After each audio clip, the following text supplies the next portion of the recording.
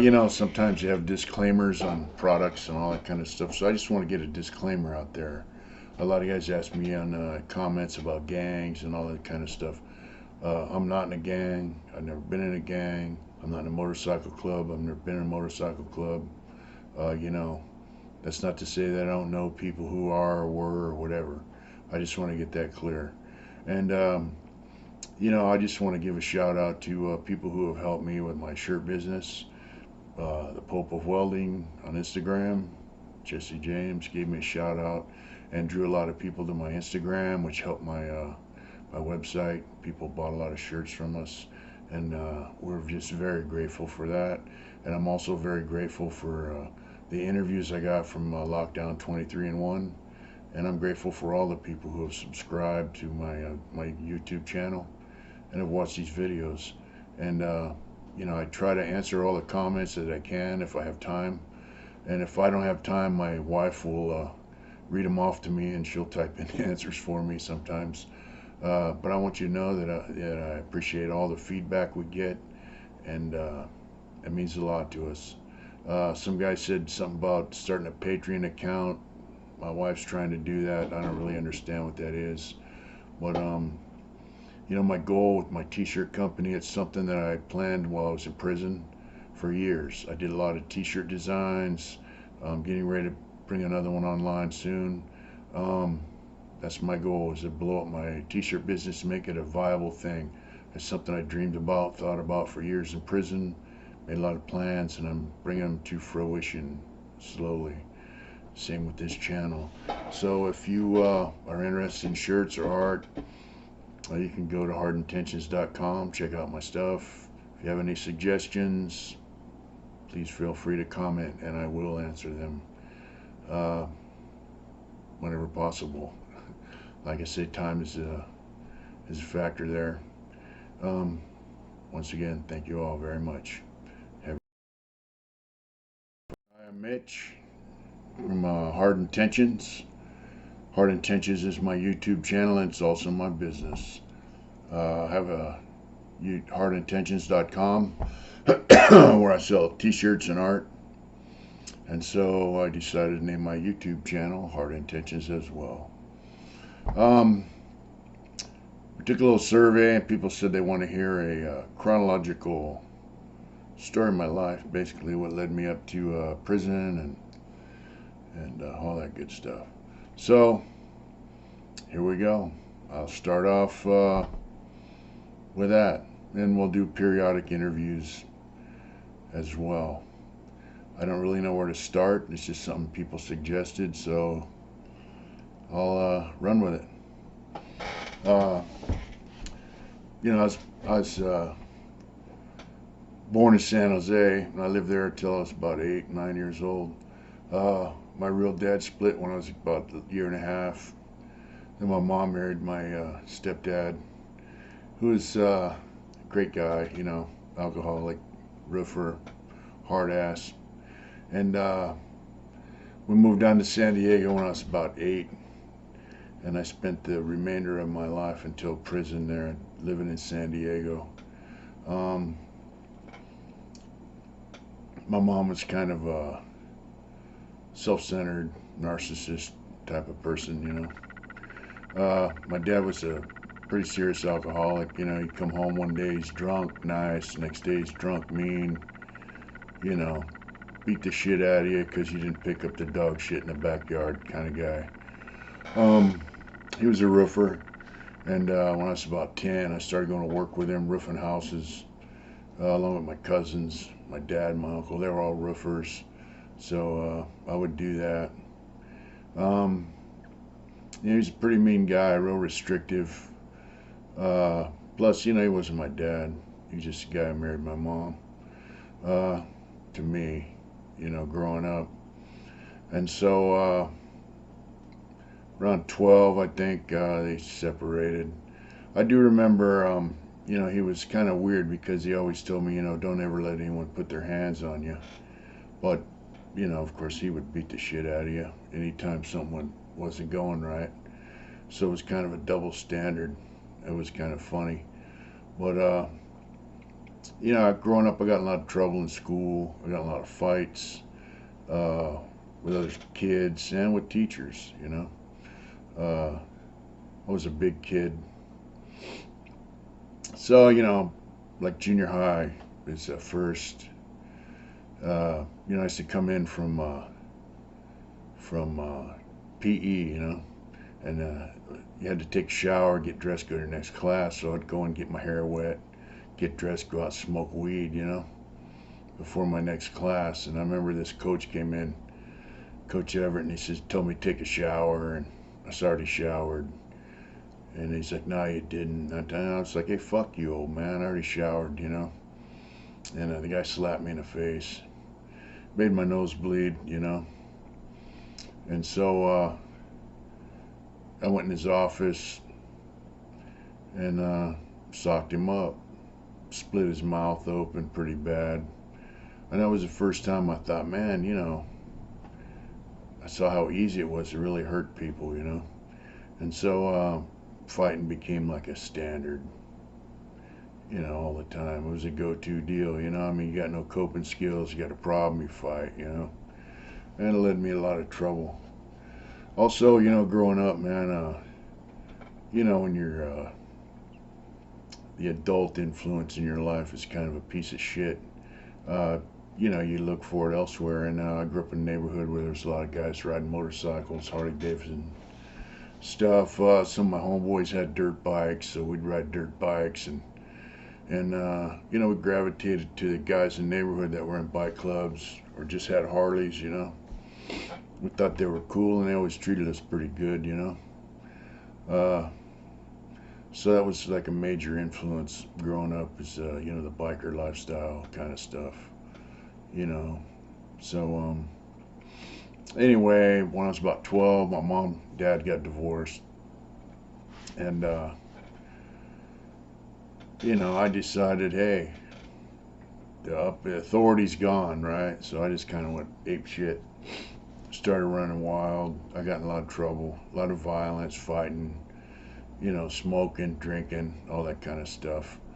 Uh, you know, there was no one there to raise the upper hand, put the hammer down, you know.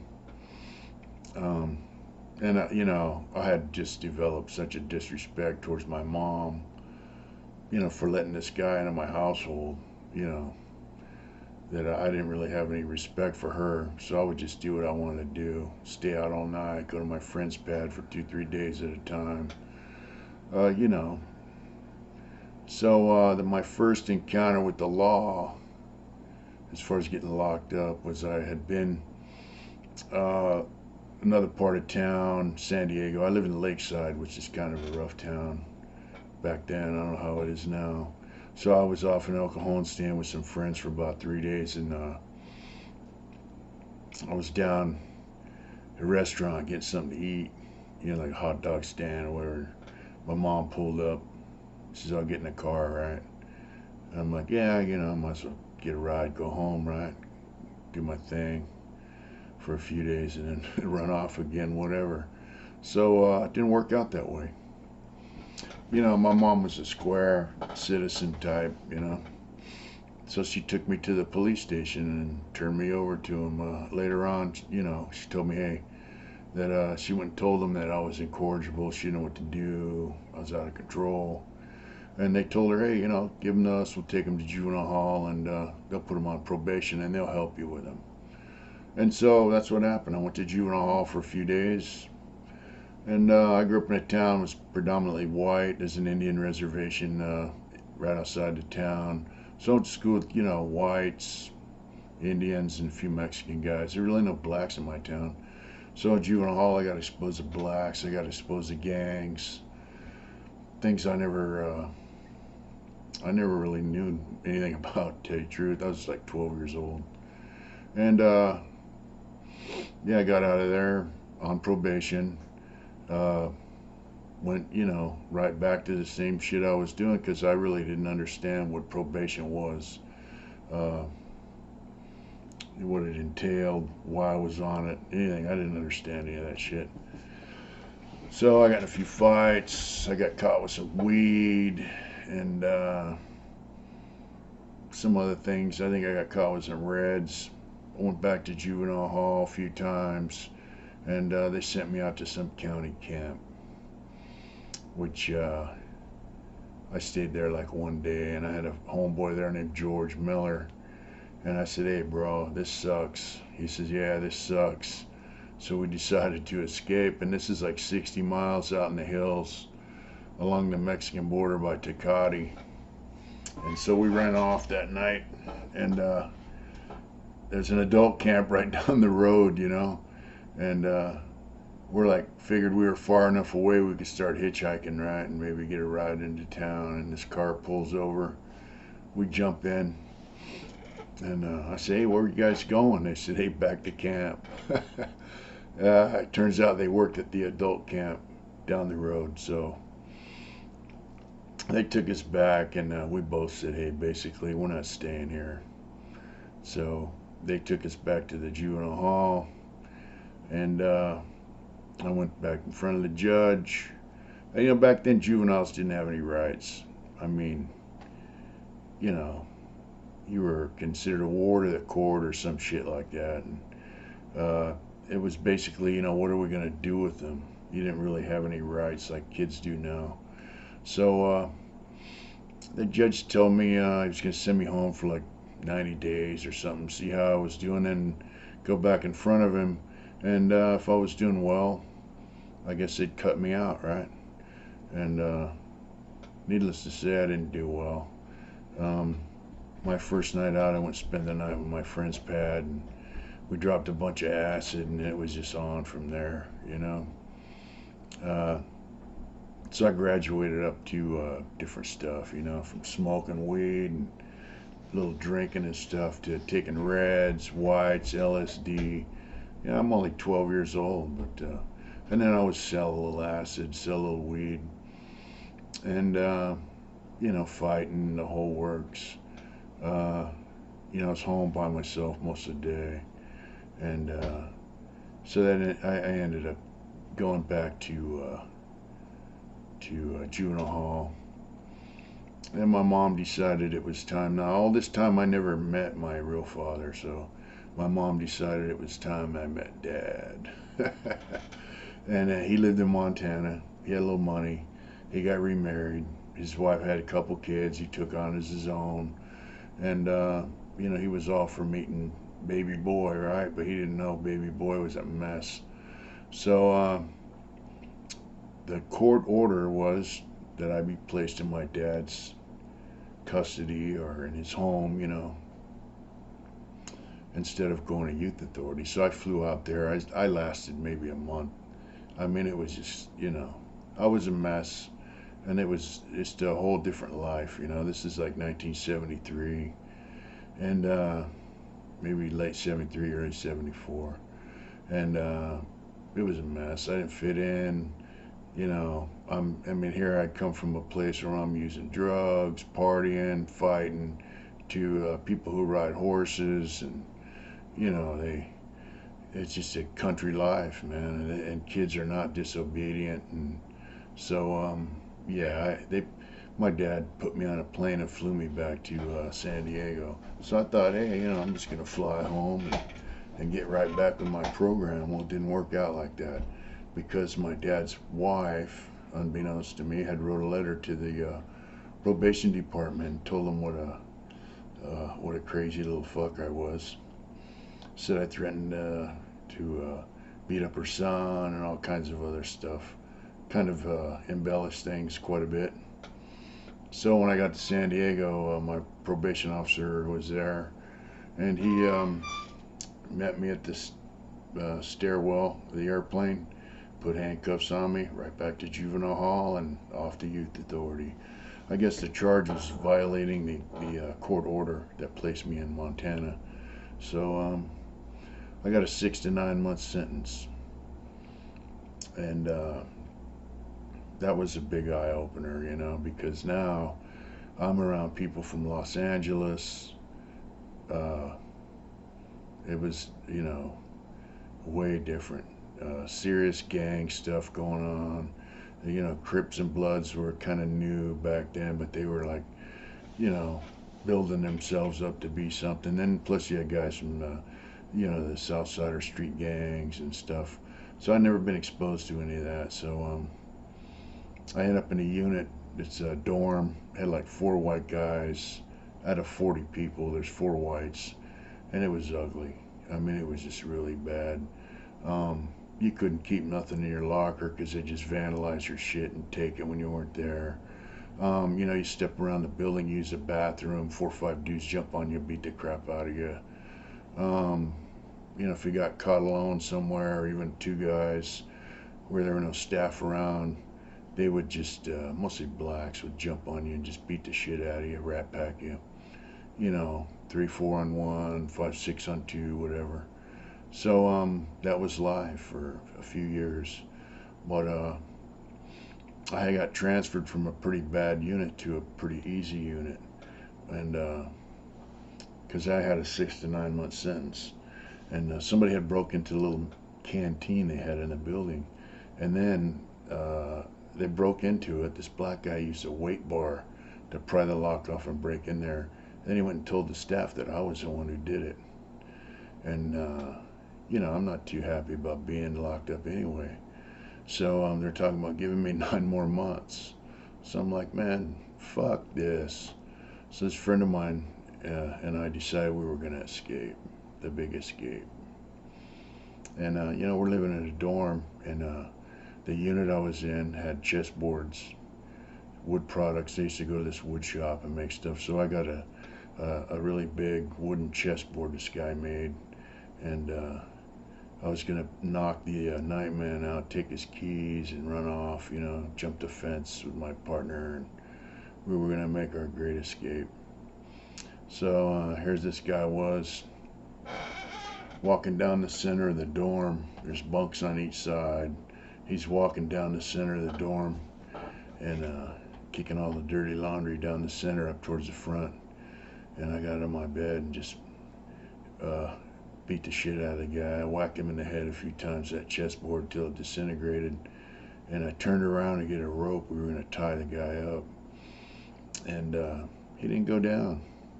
He ran into the office and was, locked in there, yelling my name into the phone, get Smiley, get Smiley. I think he was an Iranian. He had a real weird accent.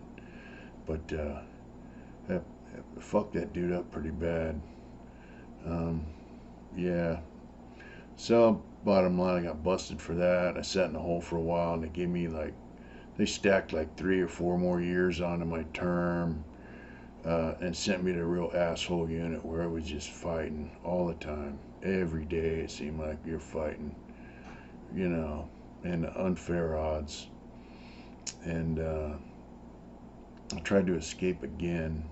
They left the back door open, and I actually made it to the fence in the visiting room area. But, escapes aren't easy, no matter what level of youth authority you were in. And I got caught. And then I ended up going to board. I'd done a couple years by now, and on a 6 to 9 month sentence, which was a board referral, they called it. So I ended up going to board, and because I got in trouble again, they wanted to stack some more time onto my term. And by now I'm like, 14, 15, I think I was like 15 something. And so to give you more time, you had to go in front of this parole board. And I go in there, and they're asking me a bunch of questions, like, what are you going to do if you get out? And, I had bullshit down. I said, I'm going to go to school, I'm going to learn trade, all this other mumbo jumbo, just mouthing shit you think they want to hear, right? And I stepped out for a recess, went back in, and they said, look, we're going to release you. And I was just kind of blown away, because I had all this time stacked up for all the fucking up I was doing, fighting, trying to escape, beating up that counselor. So that what they told me was that I had come in at such a young age, they didn't want to see me get institutionalized, so they were going to release me, basically. And they transferred me to another youth authority up north, because they felt that because I had assaulted that counselor, that the staff there were unhappy about me being released. So they transferred me to OH Close up by Stockton, and I got in a couple fights up there. I remember they had a pool table, and I smashed some dude in the head with a pool ball. And then I was in a wood shop. I got another fight. So they ended up taking me back to board, and they took my release date. They extended it for like 6 months and transferred me to Paso Robles. And Paso Robles was kind of semi-big boy type YA, you know. I was still young. I was like 15. And I did my last 6 months there. But when I got there, I went from the reception unit straight to the hole. The hole had a program side and a lockdown side, so they put me in the program side of the hole. And actually, I found out later why they did that.